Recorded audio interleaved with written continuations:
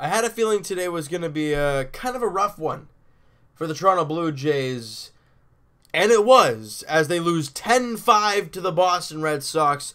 Mike Hochschild was on the mound to start the game, and look, guys, I know he threw 6 fantastic innings against the Seattle Mariners, but Seattle going into that game has one of the worst offenses in the last little while. They haven't been able to hit anything, and Mike Hochschild is a guy they've never seen before.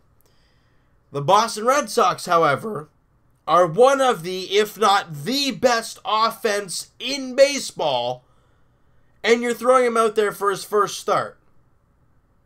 Didn't go too well. He gave up, in 2 1/3 innings, gave up 3 hits, 4 runs, walked 3 guys.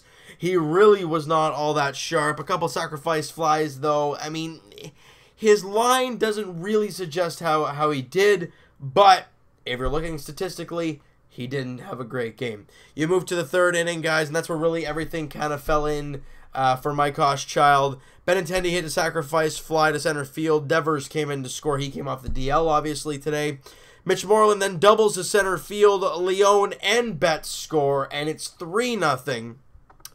Couple batters later, Xander Bogaerts sacrifice fly to right field. Moreland comes in to score, and it's 4-0 after 3 innings. Now, obviously, Mike Hochschild gets the boot after the, obviously, 2 1/3. And we're thinking, okay, yes, it's 4-0, but it's a new ball game. You got a new pitcher in there. Things can change. Well, not so much for the Toronto Blue Jays, as almost every single bullpen guy gave up a run, except for one, Jaime Garcia.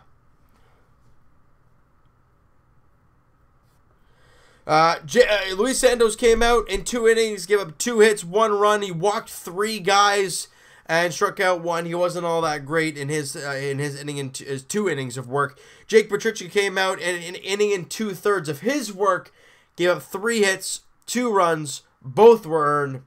Next one, Danny Barnes had an inning, gave up 2 hits, a run, struck out 2. Joe Biagini came out and gave up, or in a full inning, gave up 2 hits, 2 runs, walked 2 batters, and that was it. Jaime Garcia, 1 inning, no hits, no walks, and a strikeout. So you're telling me, out of all the relievers that came out to pitch for the Blue Jays today, Jaime Garcia is the one guy that throws up a scoreless inning? Story of the season for us. Ton of confusion. But the Jays did score 5 runs, and a lot of Jays fans were wondering, well, how did they get those runs? Because that's what we want to hear. Well, Teoscar Hernandez hit a 2-run shot. Good for him. He's been struggling with the bat as of late. He goes 1 for 4 with 3 strikeouts. But he does hit the 2-run shot. He is now hitting .246 on the season. And the other big blow of the game was a 3-run bomb from Randal Grichuk. He went 2 for 5 in the game with the home run. Obviously, the 3 RBIs and the runs scored. His average now up to .234. He has been fantastic over the last, 2 months? He's been stellar. He's been steady. He's been good. You know what I mean? Because there's a big difference between, he's been very good since this time. Look, numbers suggest that Randal Grichuk has been consistently very good over that time. He could have gone hitting 300, then 200, then 300, and then we'd still be saying that he's doing all right. But no, overall, he's been hitting 250 to 300 range almost the entire time. He has been very good. He is not striking out a lot. He has looked very strong out there, and I'm very proud of the guy for proving a lot of people wrong. Justin Smoak, however, was 3 for 4 in the ball game today with a run scored. His average is now up to .260. And guys, remember, the Jays do have a club option for Justin Smoak next season. So that's a positive news. Like I said, Hernandez was 1 for 4. Martin was 1 for 2. I think he probably walked twice. Yeah, he did.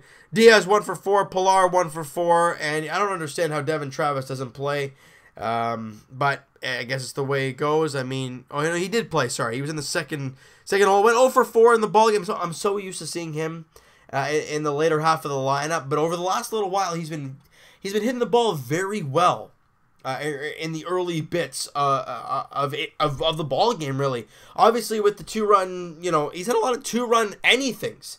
That sounds stupid when I'm saying it, but he had a 2-run shot a couple games ago. He had a couple 2-run singles against the Seattle Mariners.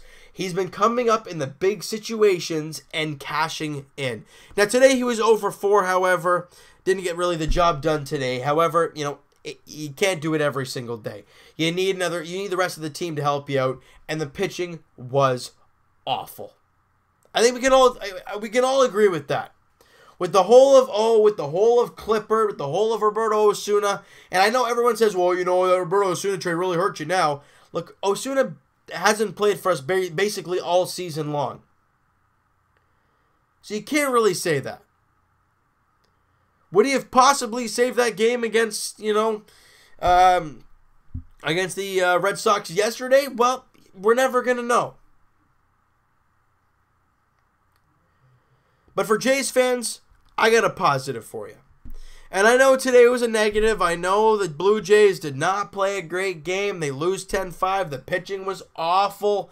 They get some nice hits, but other than that, really not a whole lot going on for them.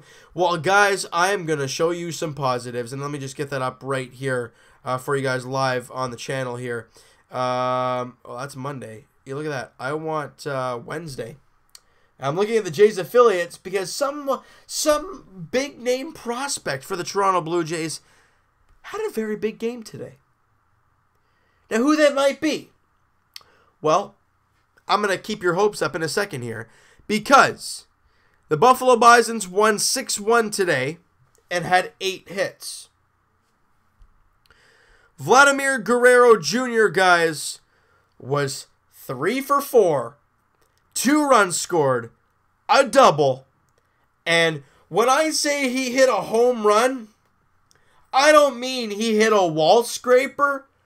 I mean, he got a curveball over the middle of the plate and absolutely plastered it to dead center field. Probably an estimated, 420 feet or something along the line. It was a 2-run shot.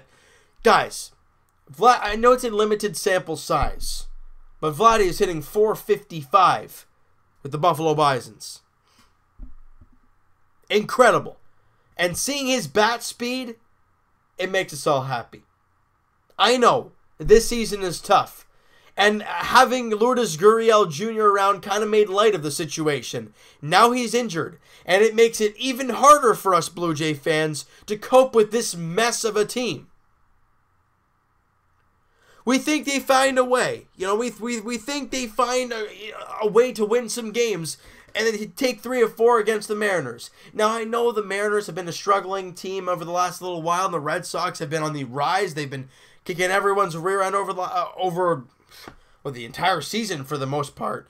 I mean, what, the 81-34? That's a joke. That is insane. They're a fantastic ball club. I know a lot of Jays fans like to hate them, but they're good. As hard as it is for me to say, it's the truth. But you come into these 2 games, and yes, yesterday the Jays had that game, and they let it slip away, and Boston is one of the, if not the best team when it comes to coming back in ball games and finding ways to win. Today, they just got slugging right out of the get-go, and it was a mess all the way from the start. The finale of the series, though, goes tomorrow night as Ryan Borucki gets the start against Rick Porcello. It's a 7:07 first pitch tomorrow, and I am very excited for this start for Ryan Borucki for a few reasons. 2 reasons. However you want to look at it. In his first start against the Red Sox, he was awful. A lot of his balls were up in the zone, and he really wasn't all that effective. However, every other game, he has been stellar. And now he is going to be facing that team again that just destroyed him before the All-Star break. What are we going to see from Ryan Borucki tomorrow night? I'm intrigued, I'm excited, and I'm not sure what I'm going to see. If he throws a great outing, we might have something special here. You never know. It's exciting. I can't wait. The future, guys, is very bright. And I know right now everyone is hating Shapiro and Atkins for trading away all these guys. But it's for a cause. And the cause is getting younger and developing your young players. Can Vladdy Jr. grow any more at the minor league level? Probably not. Will we see in September? Will we see Vladdy in September? I don't know. Would I like to? I mean, of course I'd like to. But for a Jays perspective, I don't know if we'll see him in September. I'm not sure. It's going to be very interesting to tell, guys. But the Jays are struggling over the last 2 games, giving up runs 10 in back-to-back games. Not what you want to see, all right? So you know what, guys? That is going to do it for this one. You guys enjoyed this video, and you guys really didn't enjoy this ball game whatsoever. Smack that like button. I do appreciate that. Hit the subscribe button if you guys have not already. Comment down below what you guys think of the game. What'd you think of Mike Hochschild in his second go-round as a Blue Jays pitcher? I want to say starter, but he technically didn't start his first game. I want to hear what you guys have to say about him. What have you thought of the bullpen? You know, what have you thought of anything, really? Hernandez, Smokey as of late. I want to hear what you guys have to say, and I will talk to you guys tomorrow night. All right, rewind. We'll tell you sometime next week, because I have no clue when that's going to be.